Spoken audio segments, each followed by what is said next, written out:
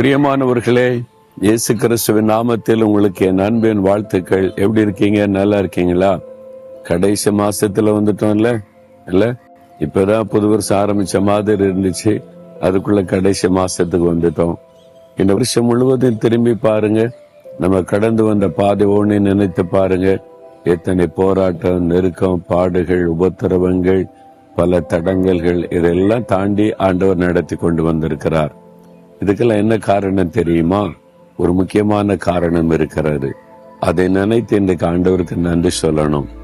117 சங்கீதம் 2 வசனத்துல, கர்த்தர் நம்மேல் வைத்த கிருபை பெரியது, கர்த்தரின் உண்மை என்றென்றைக்கும் உள்ளது, அல்லேலூயா. அதாவது கர்த்தர் நம்மேல் வைத்த கிருபை பெரியது.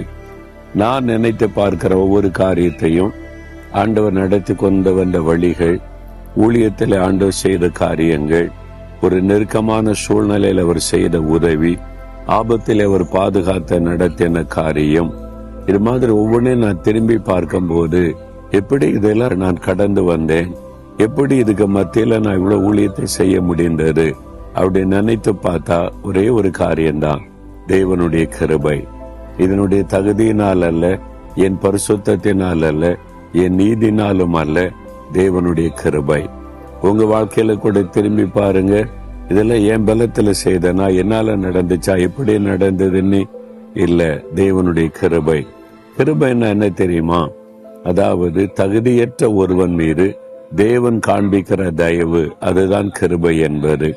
நான் நினைத்து பார்ப்பேன், ஒவ்வொரு ஊழியம் முடிந்த பிறகும் இதெல்லாம் செய்து இது மாதிரி கர்த்தர் என்னை பயன்படுத்த என்ன தகுதி இருக்கிறது?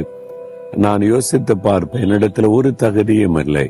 ஆண்டவர் இதெல்லாம் செய்வதற்கு காரணம் என் தகுதியை வைத்தார்ல, என் நீதினாலும் அல்ல, என்னுடைய பக்தியினாலும் அல்ல. பின் எப்படி இதெல்லாம் நடக்கிறது என்றால், தகுதியில்லாத எனக்கு தேவன் காண்பிக்கிற ஒரு கிருபை. அதை நினைத்து தான் ஆண்டவருக்கு நான் நன்றி சொல்லுவேன். ஆண்டவரே, இதெல்லாம் உடைய கிருபையப்பா, அந்த கிருபையை மட்டும் என்னை விட்டு விலக்காம இருங்கன்னு சொல்லி அந்த கிருபைக்காக ஆண்டவரை ஸ்தோத்திரத்தை நான் ஜெபம் பண்ணுவேன். அவருடைய கிருபை பெரிது. உங்க மேல ஆண்டவர் வைத்திருக்கிற கிருபை பெரிது. சில சமயத்துல நீங்க உணர்கிறீங்க, ஐயோ நான் தகுதி இல்லாதவன், தகுதி இல்லாதவள், எனக்கு எப்படி இவ்வளவு பெரிய காரியம் நடந்தது, என்கிட்ட என்ன தகுதி இருக்குன்னு நினைக்கிறீங்களா? ஒவ்வொரு மனிதனை குறித்தும் அதுதான். நம்முடைய தகுதியை வைத்தால, தேவன் நம்ம மீது வைத்த கிருபை நிமித்தம் நம்மை தாங்கி நடத்தி கொண்டு வருகிறார். அதை நினைத்த ஆண்டவரை துதிங்க. இந்த நாள் முழுவதும் கர்த்தருடைய கிருபை தாங்கும், அனுதினமும் தாங்கும். கிருபையை சார்ந்து கொள்ளுங்க.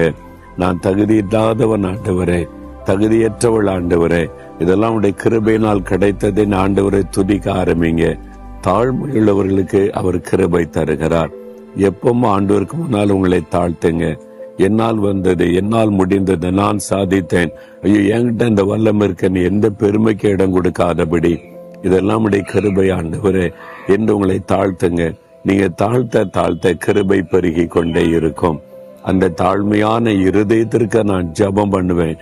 தாழ்மையான இருதயத்தை எனக்கு தாங்க, அந்த பெருமையை உள்ளத்துல வந்துடவே கூடாது ஆண்டவரே என்று சொல்லி, தேவனுடைய கிருபை உங்களுடைய வாழ்க்கையில நிலைத்திருக்கணுமானா தாழ்மையா நடந்து கொள்ளுங்க.